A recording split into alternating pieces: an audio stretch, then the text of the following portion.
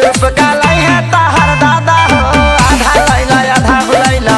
सूप का लाई है ताहर दादा हो आधा लैला आधा भुलैला। पियरी आइल दियरी आइल तननी आइल सादा हो आधा लैला आधा भुलैला। सूप का लाई है तोहर दादा हो आधा लैला आधा भुलैला। सूप का लाई है तोहर दादा हो आधा लैला आधा भुलैला।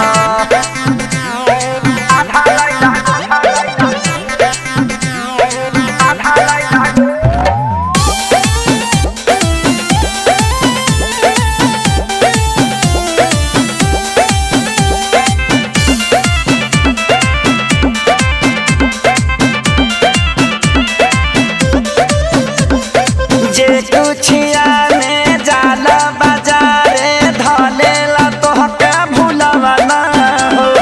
पूजा पाठ के हरिसलिए तू बुझेला खेलवा ना हो। जे कुछिया में जाला बाजारे धलेला तोहके भुलवा ना हो।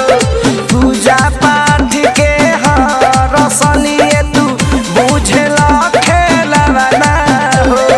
ऊख काट के लैता ता घट जाइत मर्यादा हो आधा लैला आधा भुलैला।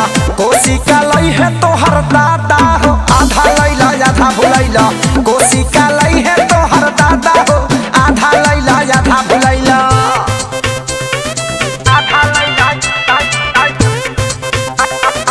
आधा लैला आधा भुलैला।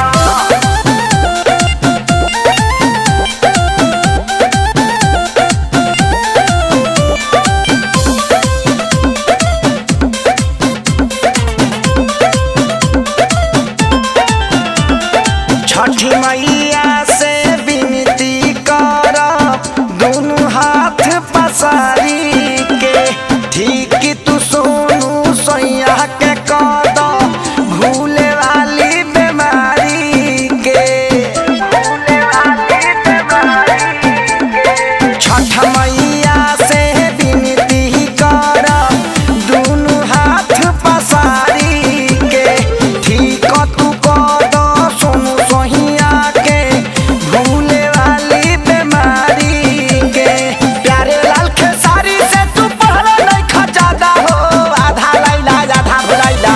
सूप का लै है तोहर दादा हो आधा लैला आधा भुलैला। सूप का लै है तोहर दादा हो आधा लैला आधा भुलैला। जा फिर लेके आवो।